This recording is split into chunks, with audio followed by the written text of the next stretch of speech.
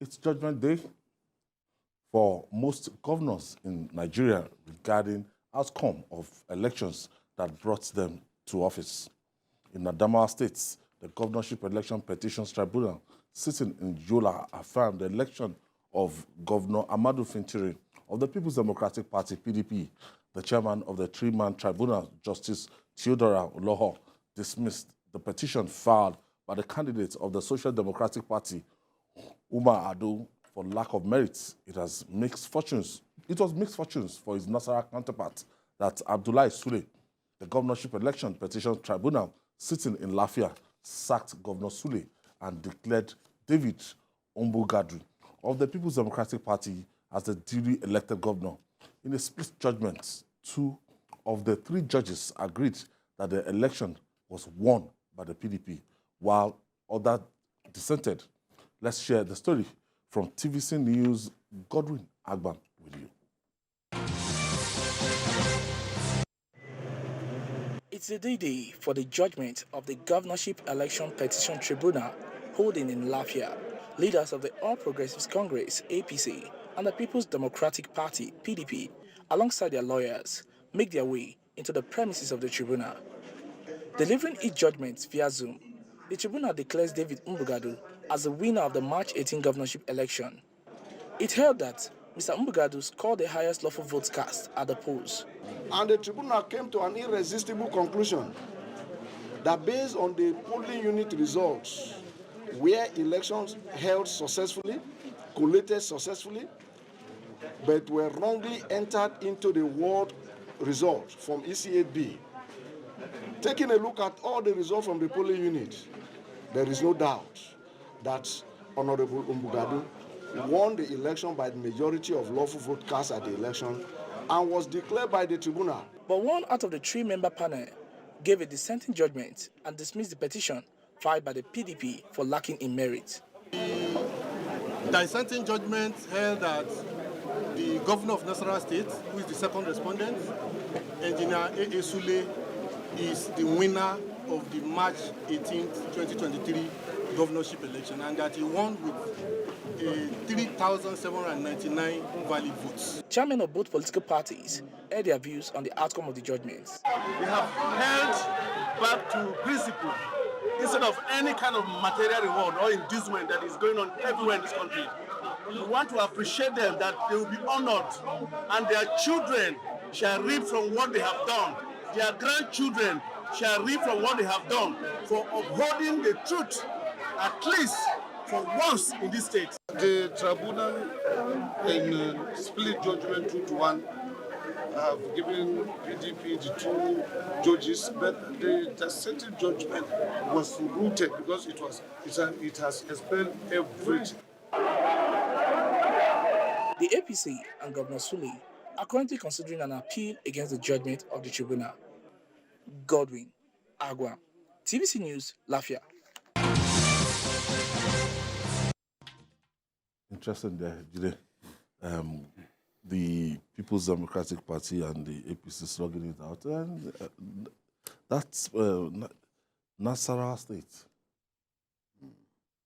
Split judgment. 2-1. Yes. At the tribunal level.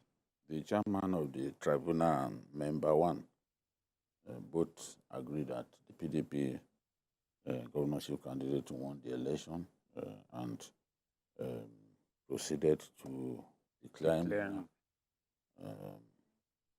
But the 3rd member said that the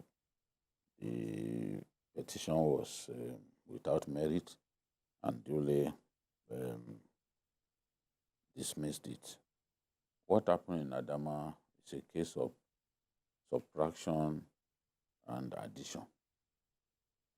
In Ashige ward, there was overvoting. There are 36 polling units. There was overvoting only one of the 36 polling units. And for that reason, the entire 36 polling unit result was cancelled. And the chairman of the tribunal affirmed that it was wrong to have cancelled all the 36. Since it's only one polling unit that they had issues with, he then decided, yes, he decided to bring back the results from the 35 remaining units, which was to the advantage of the PDP candidate. Anyway, Umar Ado was never in the race. No, I'm even talking about. I'm talking about Nasarawa. Okay. I'm talking about. Okay. I'm not on Adamawa yet. So, you know, the election was very competitive in Adamawa. I mean, in Nasarawa State. Then the National Assembly elections, we saw a lot of surprises with the SDP even winning 2 senatorial seats, you know, and Labour also doing well in the presidential election. But it came to the governorship election, the governor was declared winner. But there was a lot of protest. Women even stripped themselves naked. So those videos were all over the place. So I knew that anything could happen at the tribunal. So what the judge said was that the candidate of the PDP provided result sheets from polling unit to polling unit across the state to prove that here I was the one who won here. This was what they took away from me here. That was what we said Obi refused to do, because Obi simply didn't have evidence. Having a bunch of noisemakers on social media is not how to win election petition. No. You can create a wall of noise, like supporters of big football clubs in England. Liverpool. No, football clubs, they fear to go to Anfield because of the wall of noise. Some of them, even Post-Coast, one of the Manchester United players, said sometimes as you are coming out of the dressing room, you are coming onto the field, the noise will terrify you. Liverpool supporters they are extremely notorious. So I'm saying that wall of noise, you can bring it to social media. It will not win election petition for you. Bring your facts. Polling unit by polling unit. Now, at the end of the day, where you insist that you defeated the opponent, provide proof that you defeated the opponent. Where they took away your votes and reassigned to the opponent, provide proof. At the end of the day, the judges will look in your direction given the evidence that you have. We saw Aregbesola do that in Osun. We saw even Mimeko in Ondo. In Ondo. That's what Obi could have done. Obi did not do that. This is a fact. They should provide evidence where Obi did that. So I'm seeing evidence that if you provide sufficient proof, the judges have no choice. I don't know what will happen at the level of appeal. Perhaps the APC, the lawyers to the APC will be able to prove that no, there was miscarriage of justice here. No one can say that. We are not preempting what will happen there, you know, because we are not lawyers and we are not at the tribunal. But first and foremost, you must have your evidence. All right. Not to go and sit on social media and be spewing nonsense. Okay. Thank you for staying with us. Still at the governorship tribunal, sitting the one that nullified the election of Governor Sule. Now, it was something that when you look at the pattern of the election and the dynamics before the election, you will know that, look, the governor might not be sitting pretty. Yeah. So the tribunal has given its verdict now. Yes. just as BKO said, the PDP in Nasarawa State had its evidence, or what it called its evidence, and it was able to provide it at the tribunal. This is what is expected in all elections. Now, those who have been hammering on the fact that this candidate won or that candidate win or won that and so on, what, as we said some time ago, what are they going to say now? Your candidate has been declared as the winner in this state. You now say, oh, the judiciary is independent, is this, is that. Last hope of the... You go to another level, your candidate is declared as not winning the race there. Then you come and you begin to abuse the judiciary. So win some, you lose some. What is important is for you to come to the tribunal with your evidence.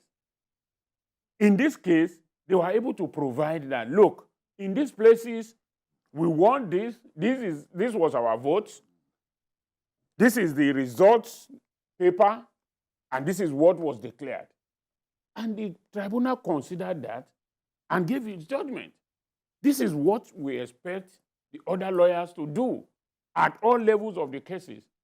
It is now left for the lawyers of the APC now to go to the appeal and say that, look, there was miscarriage of justice because this evidence that were provided is not true, or this is what we have.